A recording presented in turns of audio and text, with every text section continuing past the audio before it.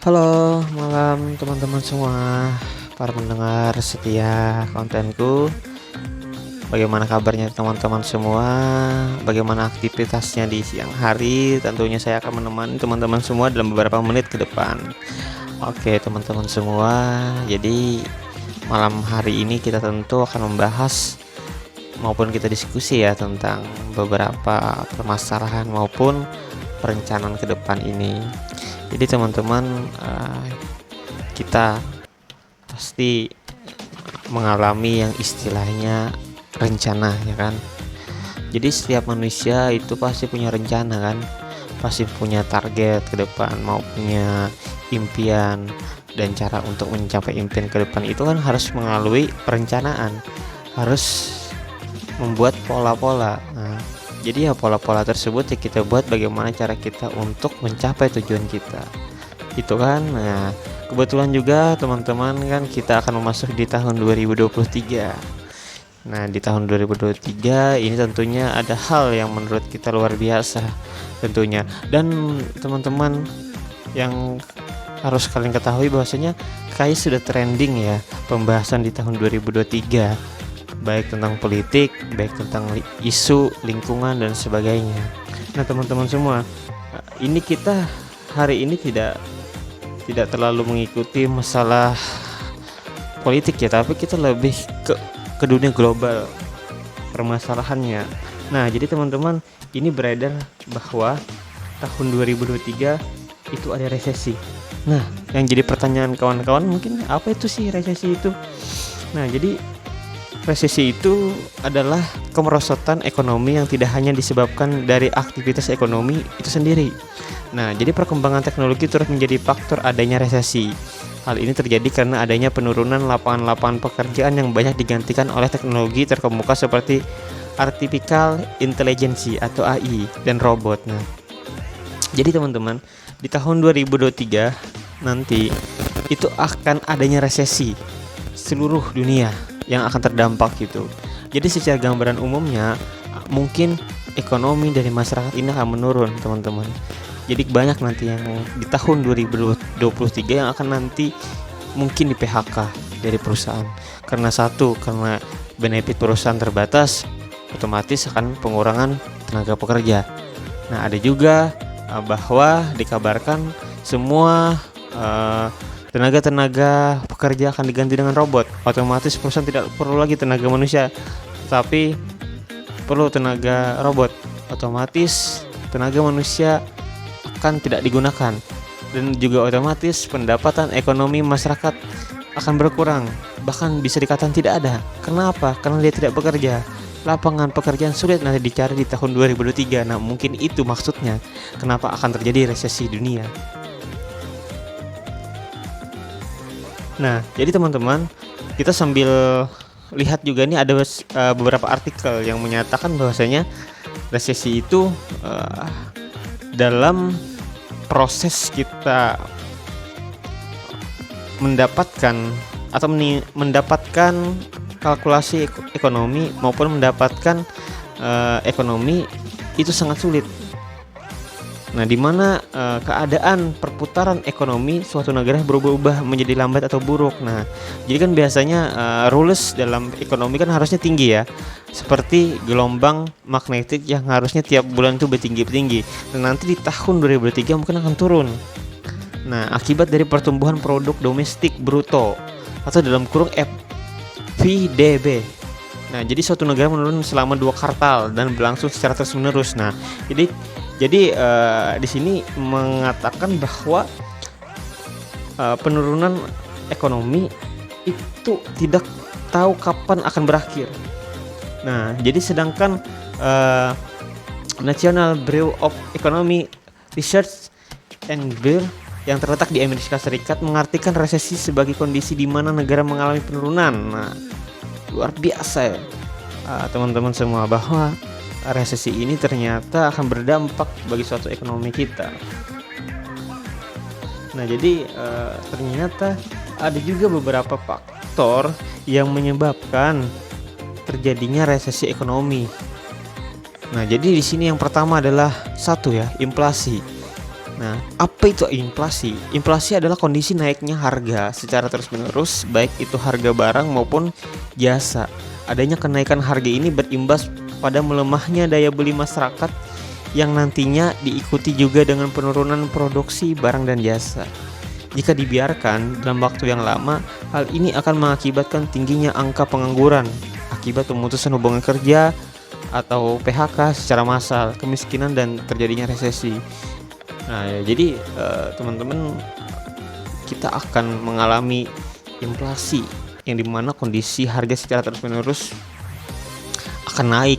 Karena apakah akan naik? Ya karena produksi kita semakin dikit, karena juga tenaga kerjanya sedikit, otomatis harga semakin barang jadi langka dan harganya akan naik.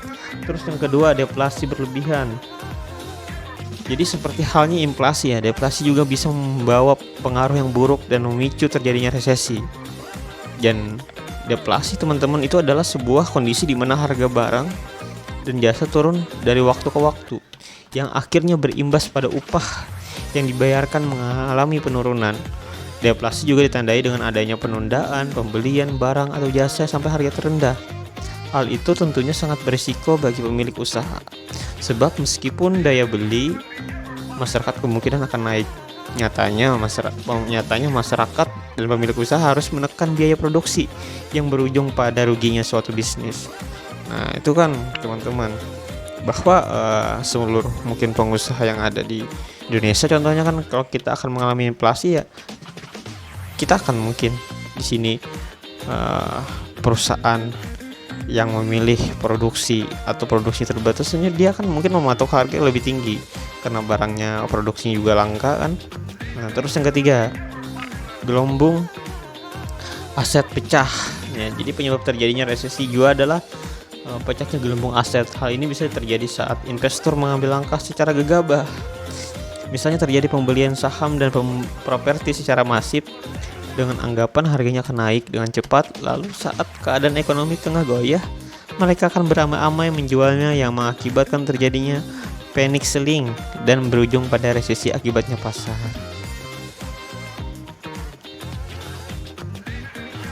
Itu yang ketiga ya teman-teman ya. Jadi gelombang aset pecah ini ya maksudnya dia akan beramai-ramai menjual yang mengakibatkan terjadinya panic selling akan berujung rusaknya pasar. Jadi di mana pembelian saham dan properti secara masif itu beranggapan harganya naik terus dan cepat. Jadi saat keadaan ekonomi tengah goyah, mereka beramai-ramai menjualnya dengan panic selling tadi yang merusak harga pasar. Nah, itu luar biasa itu ketika terjadi resesi. Terus keempat, guncangan ekonomi yang mendadak. Jadi pemicunya resesi adalah guncangan ekonomi secara mendadak. Hal ini ditandai dengan menurunnya daya beli yang mengakibatkan kesulitan finansial secara masalah. Jadi sampai banyak yang berhutang-hutang, utang yang menumpuk dan mempengaruhi membengkaknya bunga yang perlu dibayarkan dan berujung pada ketidakmampuan untuk melunasi atau gagal bayar. Nah, jadi ketika resesi terjadi atau resesi sudah telah tiba di Indonesia contohnya, di negara kita tercinta, mungkin banyak masyarakat yang kesulitan ekonomi, terpaksa berhutang-hutang namun telat bayar sehingga bunganya membengkak, dan itulah yang mengakibatkan rakyat kita jadi miskin. Bagaimana teman-teman semua, kita harus mempersiapkan tabungan kita untuk menghadapi resesi di tahun 2023. Terus yang kelima, perkembangan teknologi. Jadi resesi ini adalah kemampuan juga, dan salah satu juga yang mengakibatkan resesi itu adalah kemerosotan ekonomi yang tidak hanya disebabkan dari aktivitas ekonomi itu sendiri. Jadi perkembangan teknologi menjadi faktor adanya resesi. Nah, jadi hal ini terjadi karena penurunan lapangan pekerjaan yang banyak digantikan oleh teknologi. Betul yang saya sampaikan tadi. Jadi ketika tenaga manusia sudah tidak dibutuhkan karena tidak sanggup membayarnya, ya dia pasti menggunakan teknologi. Contohnya robot, yang dimana robot cuma dari teknologi, jadi biayanya murah, jadi dia pakai robot, otomatis tenaga manusia tidak diperlukan lagi. Nah, itu akan menjadi dampak terjadinya resesi. Terus yang keenam, ketidakseimbangan antara produksi dan konsumsi. Jadi ketidakseimbangan antara produksi dan konsumsi menjadi pemicu berikutnya. Nah, jadi barang dan jasa diproduksi secara berlebih dengan tingkat konsumsi atau daya beli yang penurun bisa membawa malapetaka bagi produsen. Hal ini mendorong terjadinya impor secara besar-besaran, bengkaknya pengeluaran perusahaan dan menipisnya laba perusahaan dalam negeri.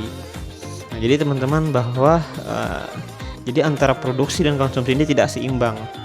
Artinya di mana banyaknya pengeluaran tapi minim pemasukan. Nah, itu terjadi inflasi atau terjadinya resesi juga termasuk dampaknya. Ketujuh, pertumbuhan ekonomi mengalami penurunan secara selama 2 kuartal berturut-turut. Terus yang ke-8, nilai impor lebih besar dari ekspor. Terus nomor 9, tingginya tingkat pengangguran. Ketika kita melihat bahwasanya resesi sudah masuk dan juga yang kita sebutkan tadi di poin-poin sebelumnya bahwasanya produksi maupun konsumen akan memilih suatu produk harga terlalu tinggi, tidak sanggup membayar, terus kemudian tenaganya juga diganti dengan robot, tidak lagi memerlukan tenaga manusia, dan itu akan membuat banyaknya masyarakat yang menganggur, otomatis resesi, terjadinya penurunan ekonomi juga terhadap masyarakat. Nah, jadi di sini juga ada yang menjelaskan bahwa untuk kita menghadapi resesi ekonomi ini. Nah, jadi ada beberapa referensi yang menjelaskan di sini untuk menghadapi resesi dunia yang akan datang ini, resesi ekonomi yang akan datang ini. 1, jangan boros, usahakan untuk berhemat ya. Betul, memang kita harus berhemat, kalau bisa ditabung uangnya. Nanti kalau terjadinya resesi kita sudah ada punya tabungan, dan tabungan itu akan untuk kita bertahan hidup. Terus yang kedua, melunasi hutang yang ada. Teman-teman, kalau ada hutang segera dibayar. Kenapa? Biar tidak membengkak, bunganya tidak besar, dan kemudian juga kita akan menghadapi resesi ekonomi ini perlu teman-teman bayarnya hutang. Terus yang ketiga, siapkan dana darurat dan asuransi. Teman-teman semua, kalau misalnya ada jasa asuransi yang bisa kalian gunakan walaupun iurannya 10.000 per bulan, 20.000 per bulan, gak apa-apa. Kawan-kawan daftarkan saja. Mungkin nanti itu akan berguna kepada kawan-kawan ketika kawan-kawan terjadi misalnya suatu kecelakaan dan sebagainya. Jadi ketika mahalnya pembiayaan berobat dan sebagainya, kawan-kawan bisa mencairkan dana asuransi tadi. Ada asuransi kesehatan, ada asuransi jiwa, kecelakaan dan sebagainya, semua ada. Jadi siapkan dana darurat dan asuransi tersebut. Terus keempat, mulai mencari pendapatan tambahan. Tuh teman-teman, kita bekerja atau jadi karyawan tidak selamanya bekerja di tempat orang. Teman-teman semua, kalau saran saya sih cari juga pendapatan lain. Contohnya pekerjaan sampingan. Yang punya usaha ditambah saja usahanya. Yang jadi karyawan mulailah buka usaha sendiri. Terus yang kelima, investasi dan menabung. Kawan-kawan berinvestasi ini walaupun pendapatannya sedikit, tapi itu rutin, itu tidak jadi masalah. Investasi ini itu nanti akan membantu kita di masa depan. Investasilah sekarang, baik menabung, baik menanam saham. Dalam pengertian sini, kalau ada jelas usahanya, kita nanam saham di situ, walaupun per bulan 2 juta, tapi secara rutin itu lebih untung daripada uangnya ditabung saja tapi tidak berjalan. Terus yang nomor 6 ya teman-teman, kelola pos keuangan dengan efektif. Jadi kawan-kawan harus bisa mengatur keuangan yang ada, jangan boros, kemudian jangan memakan atau mengeluarkan uang yang tidak berguna. Pilihlah suatu barang yang digunakan itu memang perlu, bukan karena gaya. Saat ini kita tidak perlu gengsi, saat ini kita perlu bagaimana caranya kita bertahan hidup, dan tidak hanya bertahan hidup, bagaimana juga kita bisa melampaui hidup kita dengan kesuksesan maupun dengan berpikir bagaimana caranya menjalani hidup ini dengan nyaman. Tentu dengan nyaman kita harus memiliki uang, dan cara memiliki uang adalah dengan hemat dan juga bekerja keras. Ketujuh, mengajukan pinjaman dana untuk utang produktif. Nah, jadi teman-teman, mungkin itu saja radio on kita pada malam hari ini. Teman-teman semua, saya ingin memberikan saran bahwa bekerja keraslah teman-teman, karena itu adalah suatu tanggung jawab kita, khususnya laki-laki. Dan teman-teman, orang tidak akan memberikan kita uang, orang tidak akan memberikan bantuan kita kepada kita kalau kita tidak mencarinya sendiri. Dan teman-teman, bahwasanya hidup ini adalah kita yang menjalani, dan juga hidup ini tentang kita yang berproses di dalamnya. Teman-teman, saya ingin mengatakan bahwa jangan pernah menyerah di suatu titik, dan jangan pernah mundur satu langkah pun ketika kawan-kawan sedang berjuang. Lebih baik diam dan istirahat, tapi tetap berjalan, walaupun berjalannya seperti kura-kura, tapi berjalan. Nah, itulah yang mungkin saya sampaikan pada malam hari ini.